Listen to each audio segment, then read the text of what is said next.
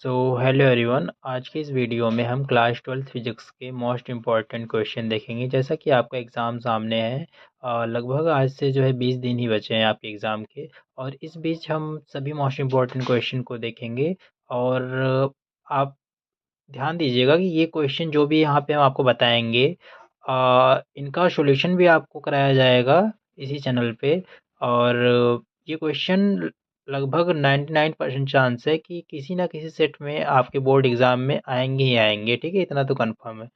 तो देखते हैं जो कि यहाँ पे मोस्ट इम्पॉर्टेंट क्वेश्चन की हमने लिस्ट बना रखी है। तो चलिए शुरू करते हैं। तो सबसे पहला देखिए, यहाँ पे स्टार्टिंग से आपको जो है हर एक टॉपिक के बारे में जो है मतलब ब्रीफली जो है यहाँ पे टिक किया गया है। तो देखिए यहाँ से सबसे पहला यहाँ पे कूलॉम का नियम। ठीक है, और ये सब डिस्कशन भी हम बारी बारी से करते रहेंगे अपने वीडियोज़ में। ठीक है, तो सबसे पहला कूलॉम का नियम जो कि आपको देखना है। उसके बाद सेकंड अध्यारोपण का सिद्धांत। ठीक है, ये भी मोस्ट इम्पॉर्टेंट है। वैद्युत क्षेत्र की तीव्रता। ठीक है, वैद्युत क्षेत्र की तीव्रता वैसे पूछता नहीं, फिर भी आपको आना चाहिए क्योंकि इसी से आप जो है वैद्युत एक समान वैद्युत क्षेत्र में जो है वैद्युत विद्रोह की अच्छी स्थिति में और अच्छी स्थिति में वैद्युत क्षेत्र की तीव्रता फाइंड करते हैं। ठीक है, तो ये हो गया। उसके बाद अगला टॉपिक यहाँ पे आता है आपका वैद्युत विद्रोह आघूर्ण। ठीक है, एंड नेक्स्ट एक समान वैद्युत क्षेत्र में वैद्युत विद्रोह पर बल युग्म का आघूर्ण। उसके बाद गॉस का नियम जो कि लगभग हर एक साल, और ये तो 100% चांस है पूछना ही पूछना है इसको। ठीक है, तो ये पूछता है किसी न किसी सेट में हमेशा। ठीक है, अगला क्वेश्चन वैद्युत विभव तथा विभवांतर। एंड देन वैद्युत विद्रोह के कारण वैद्युत विभव। ठीक है, ये भी बहुत इंपॉर्टेंट है। अगला इसके बाद जो है द्विध्रुव की स्थितिज ऊर्जा, ये भी बहुत इंपॉर्टेंट है। ठीक है, द्विध्रुव की स्थितिज ऊर्जा बहुत इंपॉर्टेंट, ये भी क्वेश्चन बनता है यहाँ से। अगला इसके बाद संधारित्र तथा धारिता। ठीक है, यहाँ से भी क्वेश्चन कंफर्म है, आएंगे ही आएंगे। ठीक है, ये मोस्ट इंपॉर्टेंट है समांतर प्लेट संधारित्र की धारिता। ठीक है, ये डेरिवेशन है जो कि आपको जो है हम कराएंगे इसी चैनल पे बिल्कुल सिंपल तरीके से। ठीक है, इसके बाद अगला टॉपिक इसमें आता है संधारित्रों का संयोजन। यहाँ से क्वेश्चन बन सकते हैं न्यूमेरिकल्स। ठीक है, अगला टॉपिक आता है इसके बाद संधारित्र की प्लेटों के मध्य परावैद्युत पदार्थ की पट्टी रखने पर धारिता। ठीक है, तो ये भी बहुत इंपॉर्टेंट है। ठीक है, तो इसको भी जो है डेरिवेशन इसका आपको इसी चैनल पे मिल जाएगा। ठीक है, आने वाले समय में।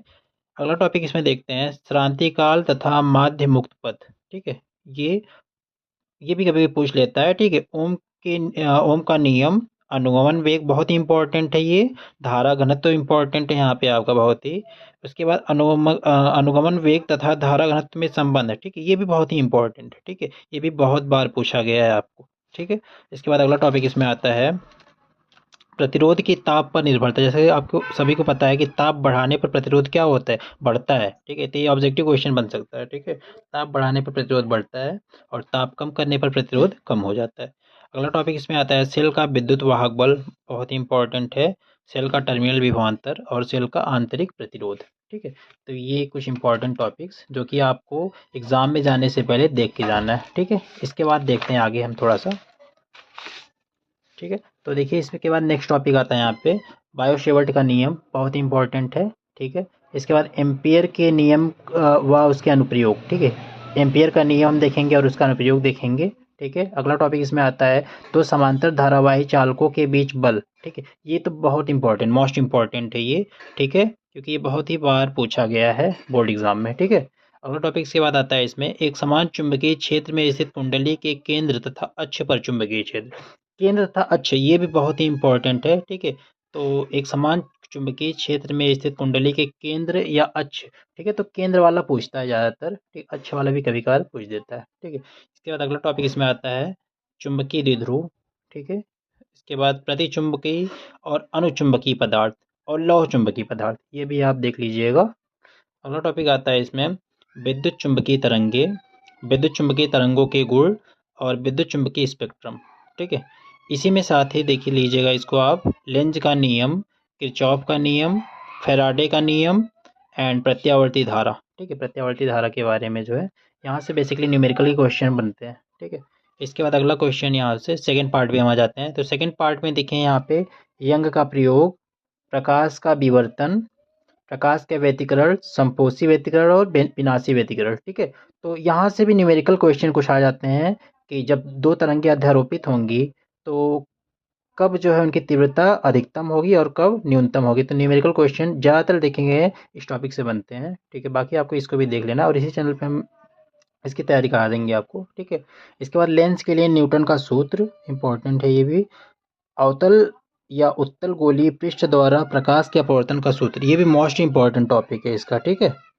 इसके बाद आगे देखिए प्रकाश विद्युत समीकरण, ये भी बहुत इंपॉर्टेंट है। डी ब्रॉगली समीकरण, ये भी इंपॉर्टेंट। हाइगेंस के द्वितीयक तरंगिकाओं के सिद्धांत, बहुत ही मोस्ट इंपॉर्टेंट, ये लगभग हमेशा पूछा जाता है ये वाला क्वेश्चन, ठीक है। हाइगेंस के द्वितीयक तरंगिकाओं का सिद्धांत। अगला क्वेश्चन आता है इसके बाद रदरफोर्ड का परमाणु मॉडल, मोस्ट इंपॉर्टेंट है। हाइड्रोजन स्पेक्ट्रम, समस्थानिक, समभारिक, समन्यूट्रॉनिक, नाभिकीय विखंडन और नाभिकीय संलयन, ठीक है। तो ये सभी टॉपिक आप देख लीजिएगा। इसके बाद अगला टॉपिक है इसमें देखिए अर्धचालक और डायोड, ठीक है। आगे जो कि कुछ टॉपिक छूट गए थे यहाँ पे हमने लिख लिया है, तो देखिए ध्यान से क्या क्या है यहाँ पे। नाभिक की बंधन ऊर्जा से क्या अभिप्राय है, ठीक है। तो ये भी क्वेश्चन बहुत बार पूछा गया है। इसके बाद नाभिकीय संलयन, अगला टॉपिक है इसमें नाभिकीय विखंडन, ठीक है। इसके बाद देखिए पतले लेंस को संपर्क में रखने पर फोकस दूरी का सूत्र, ठीक है। ये भी बहुत इंपॉर्टेंट, इसको देख लीजिएगा। ट्रांसफार्मर का सिद्धांत, ये भी पूछ लेता है पेपर में। अनुनादी परिपथ, मोस्ट इंपॉर्टेंट। सौ प्रेरण और अन्योन्य प्रेरण, ये भी बहुत इंपॉर्टेंट है आपका क्वेश्चन, इस पे भी बनते हैं, ठीक है। समरूप चुंबकीय क्षेत्र में धारावाही लूप पर कार्य करने वाला बल आघूर्ण का व्यंजक, इंपॉर्टेंट है बहुत, ये भी। एक समान चुंबकीय क्षेत्र में गतिमान आवेश पर लगने वाला बल, यहाँ से ऑब्जेक्टिव क्वेश्चन बेसिकली बन जाते हैं, ठीक है।